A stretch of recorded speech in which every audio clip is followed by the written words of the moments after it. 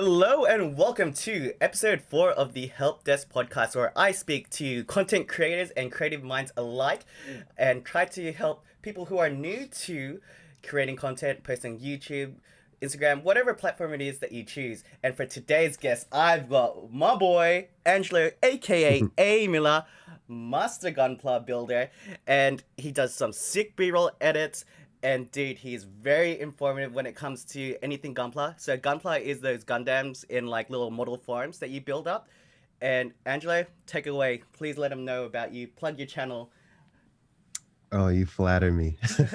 But thank you for having me. It's pretty exciting to be here. I've never really done something like this, especially since I'm so new to the YouTube community. But yeah, I just recently started YouTubing back June 2020 this year.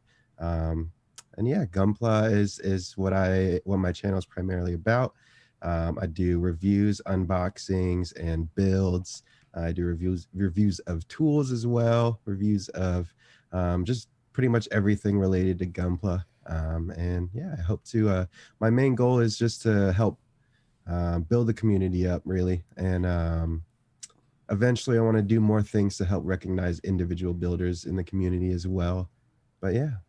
That's awesome. And you know what? I want to highlight that yes, he is new to YouTubing, and the quality that he's pumping out is ridiculous. I mean, I remember it was only a few short months ago when he was deciding what camera to get, and like he is set up. So he is a perfect example of having all the gear and the idea. And sure, there are little mistakes here along the way, but those happen. But he just keeps on chugging. Angela, let's just get right into the thick of it. Actually, no, let me tell everybody how I know you first. Sorry, I was meant to do that in the Oh introductions. yeah. Hmm. So Andy and Ronnie, a part of the Stoke Squad. I was watching their videos, so if you haven't watched episode 2 of my podcast, they're on it. I'll have that link down below or up here. And through there, we started playing games. I didn't realize it at the time, but actually last August, we started playing Smash Brothers together.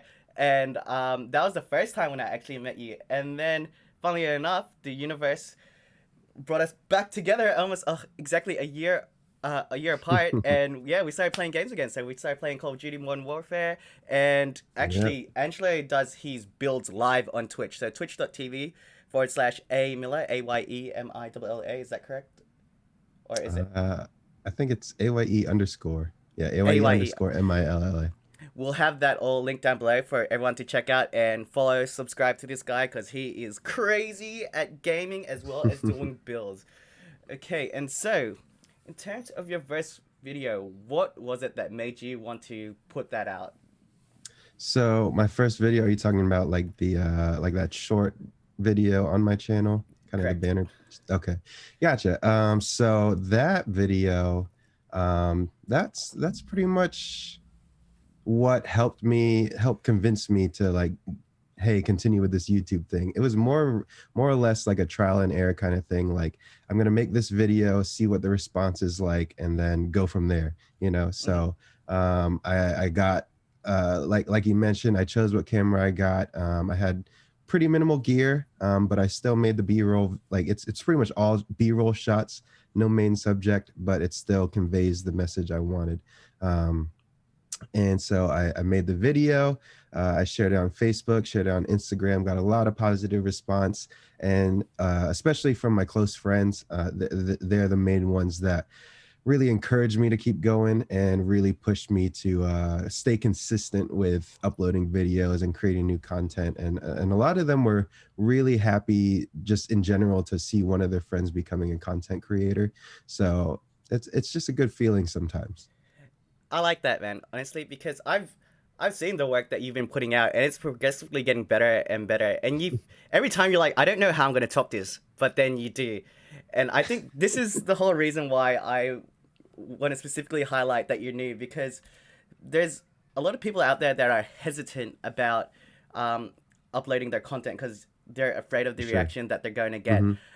And I just with this conversation, I'm hoping that we help motivate or inspire someone just to keep on pushing, keep Yeah. on going, and just Hmm. so you have an idea of what we're actually talking about when it comes to his videos. Let me give you an example of one of my favorite ones. So I'll share my screen right now. And where is it? Sweet. So this is his HG Wyndham Snap build. And mind you, 98 views. That doesn't bother Angela, right? I mean, No, we'll not talk yet. about that. Yeah, we'll talk about that in a moment. So I'll share like the first 30 seconds or so.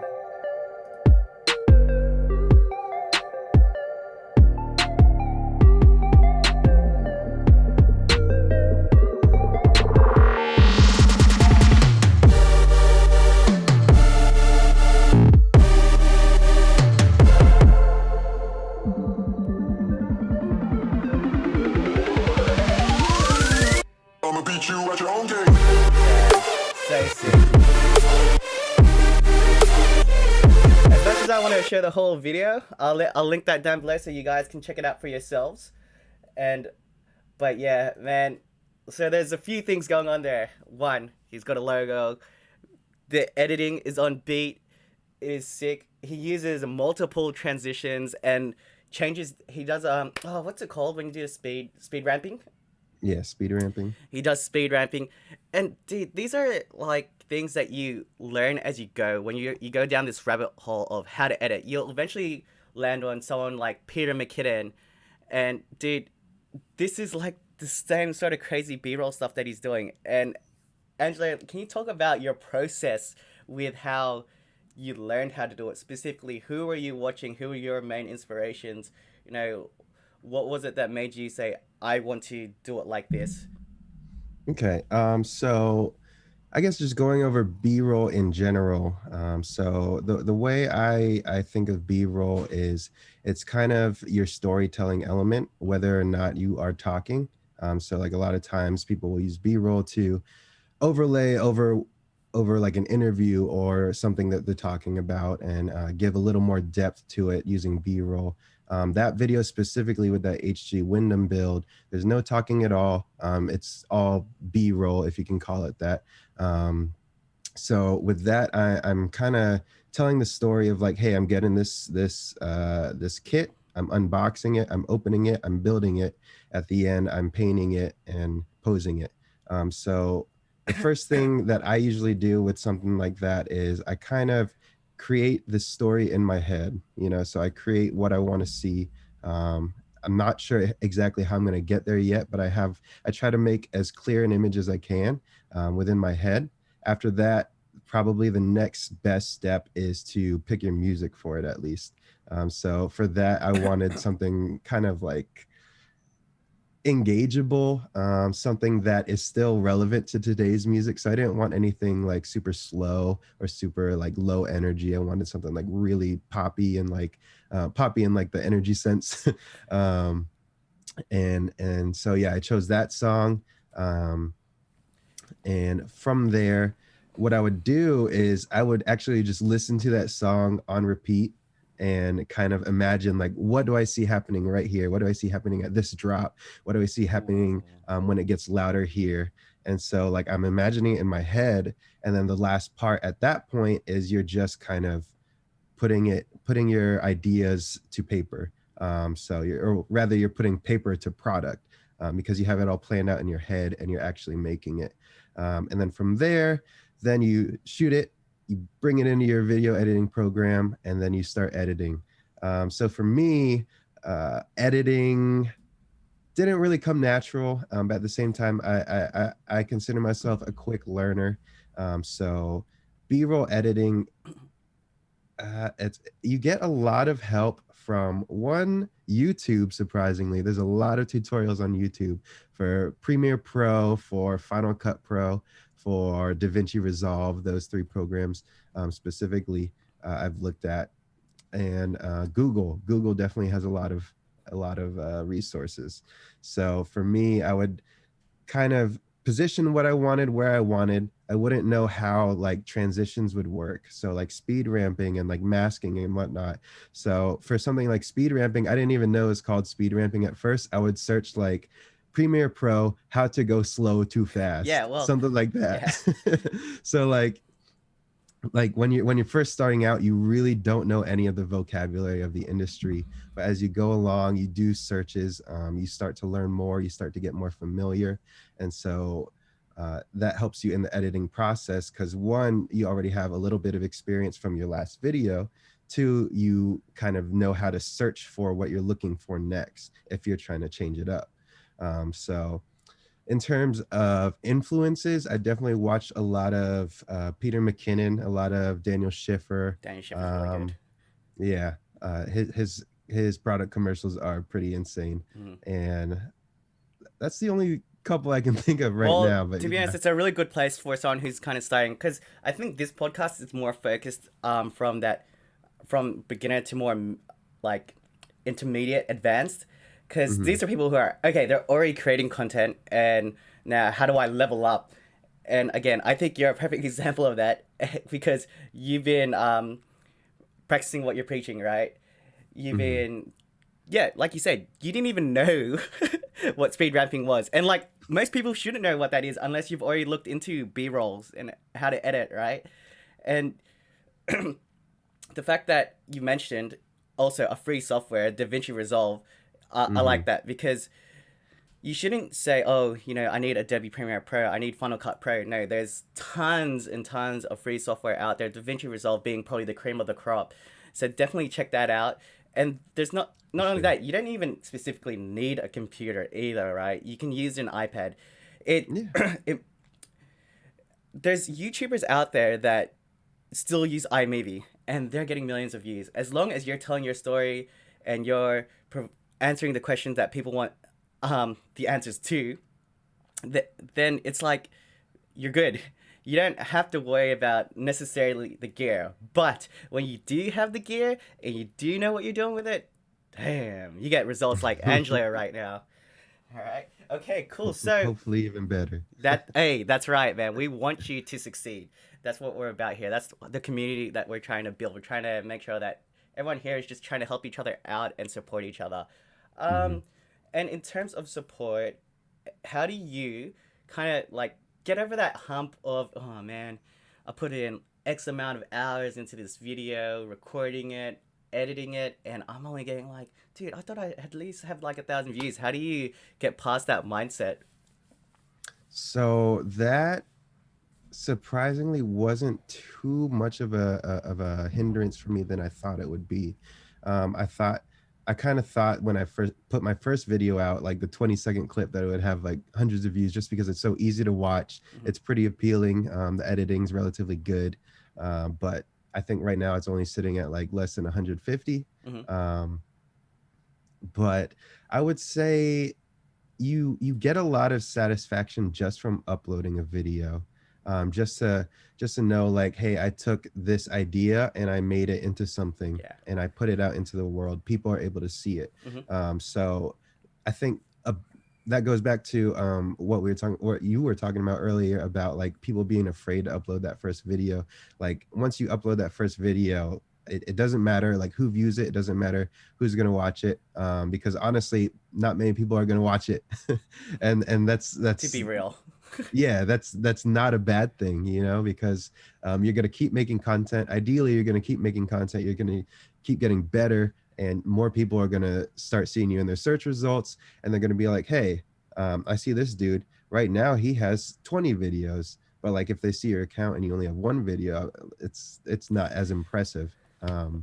For sure. And you know what? Sorry to interrupt there, You're good. but I was talking about this on the last podcast that I recorded, which was last night with my mate Kicksplore, aka Mark. It's like you go down a rabbit hole once you see one good video from a person, right? Mm-hmm. Specifically with Ronnie, I was into electric skateboards. I looked at one of his videos. I'm like, hey, this is pretty good. Let's see what else he's got. And then you just go deep diving and see what other content they've got. And before you know it, you've wasted like, oh, well, not wasted. You've used up a lot of time just looking at their content. Mm-hmm. Okay, again, let's talk more about specifics. In your humble opinion, what camera do you think is good to start off with, and what specs do you think they should have when kind of leveling up your content from just like beginner grade to that more intermediate advanced? It's obviously going to depend on what you're shooting.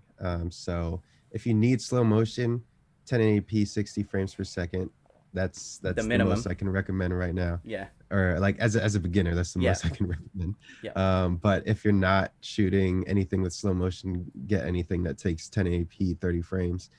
So technically my first camera was Nikon D3300, Oh and I wow. had it for like 2 weeks and then I upgraded. Dang. So because like I got it and I saw its limitations, I saw what it could do, Hmm. and I realized it wasn't really what I wanted. So I ended up getting the Canon M50. That's probably the most popular entry level YouTuber camera right now. It shoots 4K if you need it at 24 frames, but more importantly, it shoots 1080p at 60 frames, which is what I needed because I need slow motion shots for B-roll. Um, so yeah, what was the other And part of the question? to be honest, I actually forgot. But let's keep talking about slow mo for a second. I think I was talking about specifics and the camera, and you Hmm. did answer the question, so thank you. Uh, lighting is also very important. Mm. We know that in one of your videos, it didn't quite work out for you. Did you find out why? Or Um, it was like my last video, yeah, the right? rolling shutter. Yeah, so that one was a strange situation. It actually had to do with Hue color bulbs. Oh wow. So Hue color bulbs when they're dimming, I guess, like the Hmm. smart function they use to dim it, it what's the word? It uses a low pulse width modulator Oh wow. to yeah I wasn't expecting that to answer. like kind of turn on and off the LEDs Yep, really quickly and just that's what so to caused the make a color shutter. match. Yeah, and so that causes the shutter roll in my footage. So if you look at the MG Shining Gundam footage that or video that I have posted on my account, you'll be able to see like lines just like scrolling up Yeah, slowly. And I tried as much as I could to edit it in post. It's really it was hard. tough. So Yeah, but again, with lighting, also very important, lighting and microphones. So I want to talk about that. mhm. What are some entry level lights that you could recommend? I think you were saying you had the newer lights from Amazon. Was that Yeah, you? so I started and still have still use a pair of New Ear lights. I don't remember which one they are. They're like the big panel lights. Hmm. Um, I'll have them linked down below. I'm not an Amazon affiliate or whatever, so it's I don't get anything from it. I just want you to get this product because I think it's actually really good. yeah, I think you could probably find them used even on Amazon. I think I bought them used on Amazon for maybe it's a little pricey for a beginner, but at 120, Hmm. it's not too bad. Definitely worth it for what you're paying for it. I can see myself using these way long term. Um, so I specifically got uh, two because I was influenced by the likes of Peter McKinnon and those other big YouTubers and wanted nice lighting. But you can easily get away with one, which you can find for probably like Hmm. 60 to 80 bucks. Yeah, So yeah, and even right now, like for this interview, I'm only using a small aperture MC that I just recently yeah, got. Yeah. So like I was kind of like trying to position it yeah, earlier, and like I found this is probably as best as I'm gonna get. Um, as long as it's like off center, give that little bit of yeah. shadow on That's my it. face. Well, that being said, I've got the Aperture ALM9, I believe it is, which Hmm. is the model before what you've got, the MC. And I feel Hmm. like it makes a difference, right? And I've got my window Yeah. open behind me, so I've got that hair light or that profile, whatever it's called, Hmm. behind me, and I personally think that looks good. And it's these small, minute details that make a difference. Again, Yep. same thing with B-roll and like doing things like time lapses. It helps tell the story and it helps you keep engaged. It's something interesting that you can watch. I mean, going that extra 5% of effort can make your video just go from average to above average. And Hmm. I guess that's what you want in terms of leveling up. Let's talk about your mic because ever since I Hmm. joined the Discord, Stoke Squad shout out again, love you guys. I've always noticed that your mic in particular has always been like, damn, bro, you sound good. And I don't know I if that's think your voice naturally or if that's the mic you're using, but I think it was depends just on who this you're week. asking. That's true. That's true. Hey, this guy's got some pipes on him. He can really sing. He can really belt it out. I'm gonna go searching if he's got any covers online. Nope, you will not find that. At Damn. least none that I've found. But anyways, I actually have somewhat of a background in music production. Hmm. So I have a pretty nice mic. I won't disclose the price, but it's the Shure SM7B. Hmm. So it's actually the same mic they used to record Michael Jackson's Thriller album. Oh Uh, wow. Damn. yeah, Okay. so Okay. I see you. so it's pretty up there. But I would say good audio quality is pretty important. Even if you have the correct audio equipment, and you just knowing how to use it is pretty important.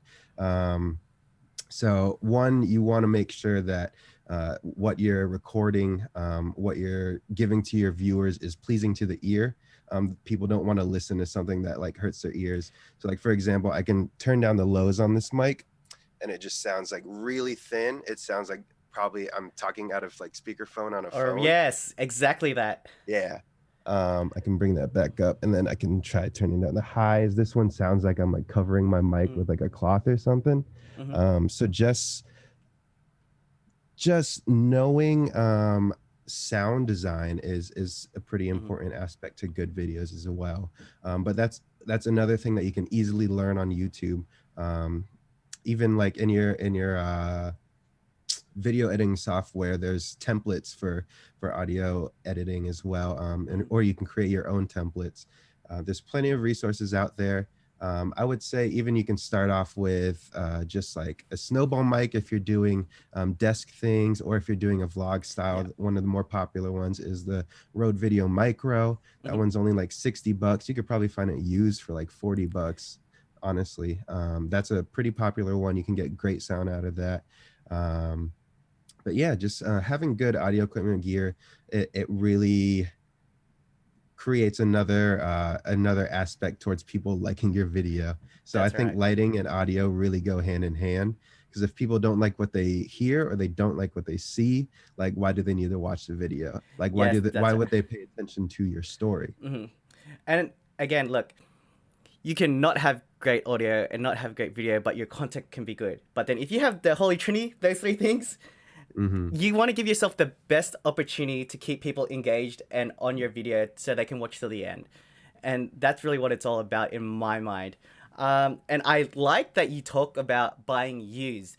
You don't, like, if you're new, you have a low budget, you don't have to save up all the money to buy it brand new. Um, I'd say 8 times out of 10, depending on what the product is, you'll be able to find it used, right? And Yeah. you'll be able to bargain hopefully as well. So you can Hmm. get that at a much lower price point, and you can put that money that you've saved into more of your production or whatever it is that Hmm. you need that money for. So yes, Angela, I really respect that you buy things used. I also buy things used. I can't think about. Oh, some of my lenses are used and they work fine. You know, just obviously suss it out. Make sure that the person you're buying from is legit, and like you scope out the gear. I mean, Yeah. buying over the internet can be really sketchy, so just make sure that you kind of protect yourself and your finances. Okay, so I know that you are a quick learner. I've seen that, it's proven. But have you used any presets? Is that something you would recommend using if you were um trying to level up your videos? So when my first few videos, I actually start or use some custom LUTs in Premiere Pro, Mhm. just because I wasn't familiar with color grading, and even today, like I still don't do too much color grading on my I've video, got no just idea how to because. do it, man. Yeah, it's just because like I'm not like super experienced. I have way more experience in it with Lightroom, Mhm. Adobe Lightroom, but with videos, it's for some reason it's foreign to me. But Yeah. yeah, I would say presets are a good place to start. At least you can kind of gauge what ranges you can go for. Like how can this video be changed? What are some options I have? So you can choose like a really like saturated preset, realize, oh, I don't really like that. You can toy with the settings on there, like say like the exposure's put up and the saturation's way up, dial back the saturation. maybe reduce the highlights or something Mhm. on that, and you might like what you see. So it's kind of well with that. There's also like you can just find tutorials online again. So we're going back to this a lot, but there's plenty of No. tutorials on how to do everything. And A good place like to start. We've mentioned their names multiple times, but definitely Peter McKinnon and Daniel Schiffer. mhm, Um, and from there, you'll find even more suggested videos on how to edit, how to do this color grading, and it's just how much time do you want to invest in making your videos better. So this falls back onto you. It's when you say I don't know how to do it or I can't do it, those are things that you can resolve yourself. So mhm. just taking ownership of that and putting in the time and effort, you'll see changes go just dramatically improve. Let's see. What do we have here for questions? What did you? All right, for the Gunpla builders out there that's watching this, where do you buy your Gunplas from? How do you get the latest drops? So I mostly buy mine from there's a store in the United States called USA Gundam Store. Mhm. I buy from them because one, they're a locally owned. They're not like a big company, Mhm. so it's definitely like a family running that store. Two, they have like a membership that you can pay for each month where they give you it's like $25 US dollars a month. They give you a kit that's worth about that much and you get 15% off for the whole month Nice. on any order. So it's a pretty good deal in my opinion. um If you're into building something every month, right? yeah, for sure. Mhm. And I mean I need the content. Like the last video I just posted today, that was actually the free kit that I got last month, which Mhm. is pretty cool. Ended up being a really great kit. Um, hey, just random question for life admin. What do you do with all your boxes? Because I can see them at the back. Are those ready to be built, um, or are those the ones those that you're are a just keeping? mix of built and not built. So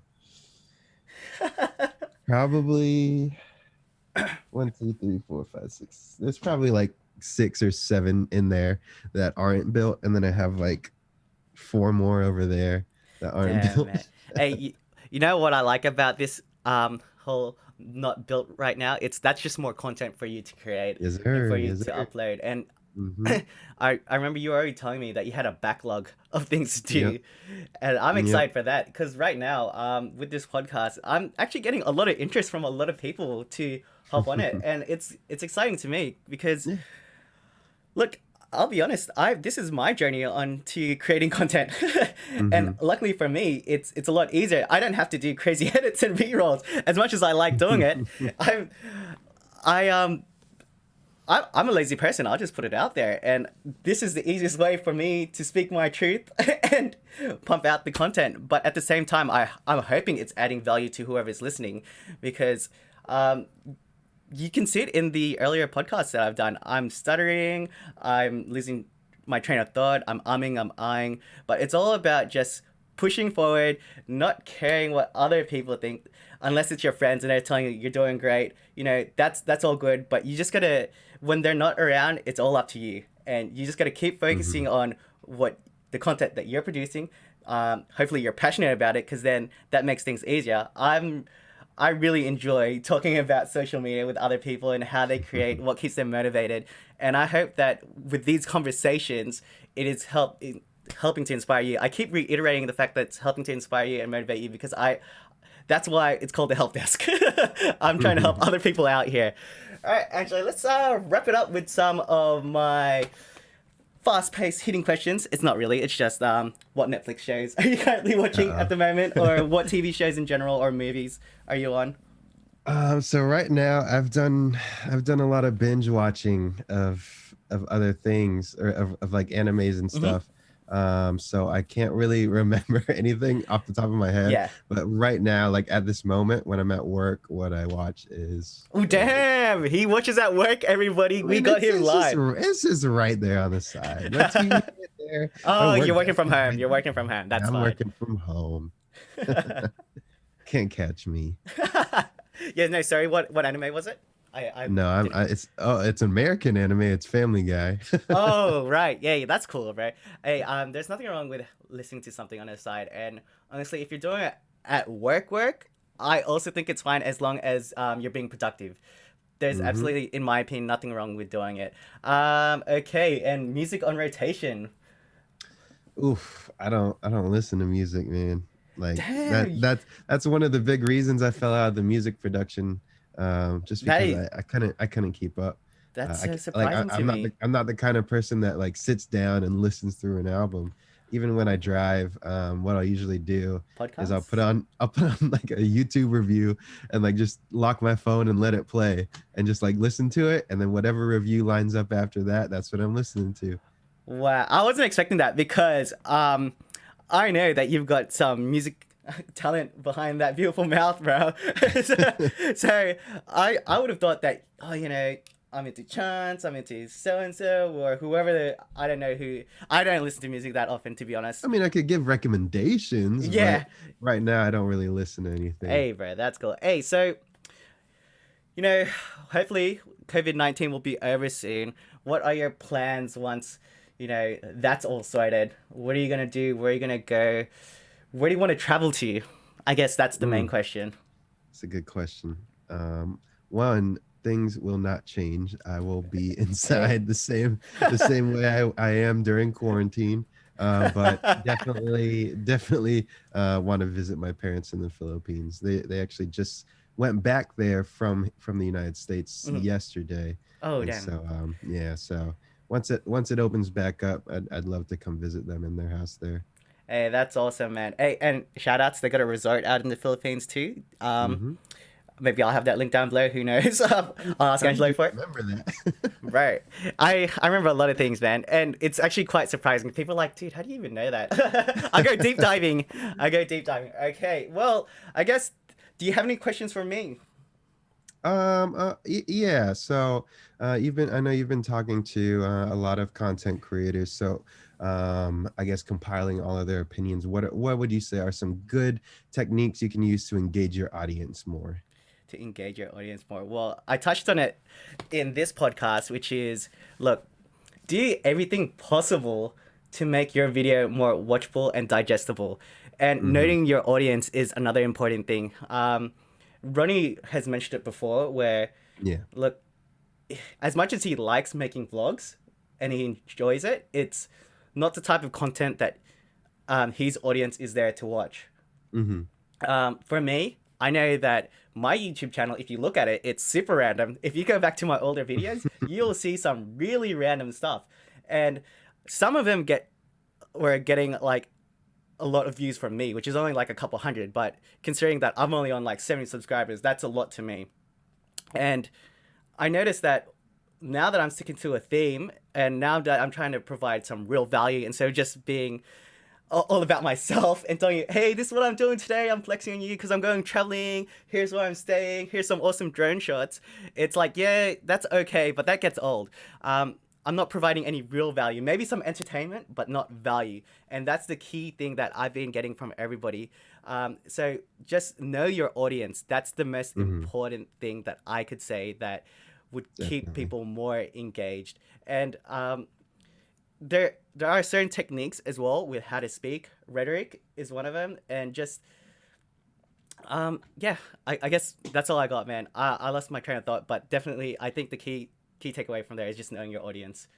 I would say another good thing is to, in a sense, create your audience. So for example, for my audience is people who build Gunpla. So one thing that I do is I'll visit Gunpla forums, I'll visit the Gunpla subreddit, and Yeah, I'll post my videos there every once in a right. while, not too much to like oversaturate or anything, but I'll do that, and I'll actually like talk with these people. Some people will be like, hey, I need help with this. I'll be like, oh, I have a tutorial on that. So that's something you can do. If you do vlogs, you can always just share it on Facebook. Your friends should be the first people that That's should right. watch it anyways, if they're truly the supportive ones. Mm. So yeah, that's, I would say that's a good way to engage your audience, just Uh, by creating it. that is a great answer, actually. I should have came up with an answer like that because I listen to or watch a lot of Gary Vaynerchuk. Gary V. Do you Yeah, so No, I he's don't know. all. So if you look him up, this guy is the king of social media, and he's all about engaging. So he would literally be on his phone, for hours and hours, just responding to all the comments, every single one. And that's you specifically engaging with your audience creates more engagement. And because you're replying to them, they're going to want to come back and ask you more questions because they're here to get something out of you as well. So thank you, Angela. That was a very good answer to your own question. I like that. All right, one more question for you. Yes, sir. In your personal opinion, what makes a video stand out to you? Well, From the YouTube home screen, from the YouTube search, what makes you pick a specific video? first of all, it is the clickbait and it is the thumbnail. So if I was to see a thumbnail, because I look up a lot of camera stuff, a lot of basketball, whatever it is, if it's like, OMG, this happened, I'm a sucker for that. That will get me. You know, some people get mad at clickbait, but dude, clickbait's been around before it was even called clickbait. Look at the news. Yep. They do it to you all the time. They'll say, oh, such and such has happened today. Find out more later. And then you're hooked, right? So it is exactly that. It's just there to hook you into being captivated to watch their video. And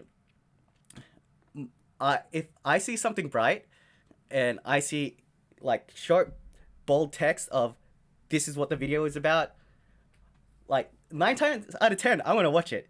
Someone who does this very well is Runny. Runny's thumbnails, very bright. It makes you think, like, there's like a whole YouTube video on like facial expressions that you can do to kind of get people more engaged with your thumbnail and like get them to click in. And it works, you know, as long as it sounds. You might feel silly doing it, but it works. So don't knock it till you try it. And if people are judging you for that, then whatever, bro. It's like, it's not their life, it's your life. Yep. All right. I think I will wrap it up there unless you have any other knowledge bombs that you would like to drop. No, I think that's all I have for now. Well, thank you very much, aMilla. Angelo, I appreciate you, bro. I've only known Angelo for a few short months, and it's been awesome. Again, going back to my story about how I joined their Discord, I just haven't stopped joining it ever since, and it's cool because during these times where everyone's locked inside, it's good to have that social connection with people. Yeah. I'm out here talking to my friends every day, and I'm having fun. I've been fun employed for the last couple of months, and they've made it very enjoyable. So thank you again to you, Angela, and all the guys, Korea Eyes, Vince, Michael. Oh my goodness, sorry, I don't want to forget anyone's names, but it's too many to drop right now. Thank you, and I'll catch you guys on the next one. Don't forget to subscribe to my channel, subscribe to aMilla. I'll have all the socials down below. All right, thank you, and goodbye.